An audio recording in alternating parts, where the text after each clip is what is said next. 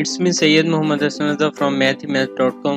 Let's start with question number 10 of exercise number 7.2. The statement of the question is, if the nth term of an arithmetic progression is 3n minus 5, find the arithmetic progression. यानी basically एक series जो है उसको find out करना है जहाँ पे nth term जो है वो गिवन है, यानी an is equal to 3n minus 5.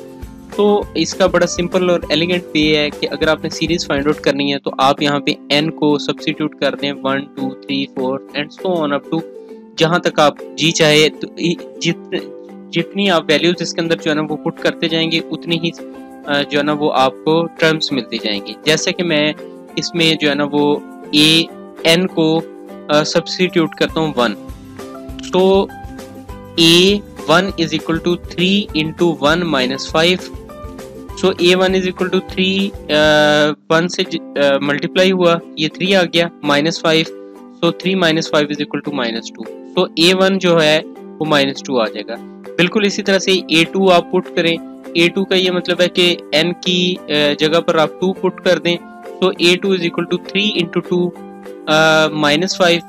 तो ये 3 into 2 minus 5, 3 into 2 6 आ गया, 6 minus 5 is equal to 1 आ गया, यानी कि a2.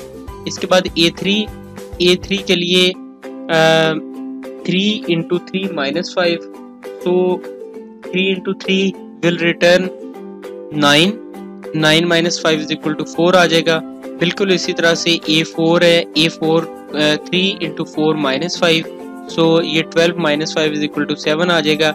इसी तरह से आप a5 जो है वो भी फाइंड आउट कर लें. a5 is equal to 3 into 5 minus 5, 3 into 5 15 आ जाएगा, 15 minus 5 is equal to 10 आ जाएगा.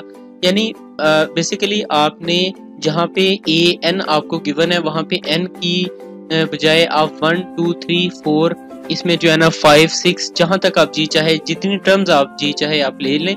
और लेने के बाद आपके पास आपके पास जो है ना वो फर्स्ट टर्म में -2 1 4 7 10, मतलब इसी तरह से ये जो है ना ये एक सीक्वेंस चलेगा जो कि आगे मूव जो है ना वो करता जाएगा. तो बेसिकली ये सीक्वेंस ही हमें यहाँ पे फाइंड आउट करना था. अगर आपको किसी जगह कोई प्रॉब्लम हो तो आप कतन हेजिटेट ना हो, आप जो है ना वो हमें ईमेल करें, आप हमें टेक्स्ट करें, फेसबुक पर आ जाएं.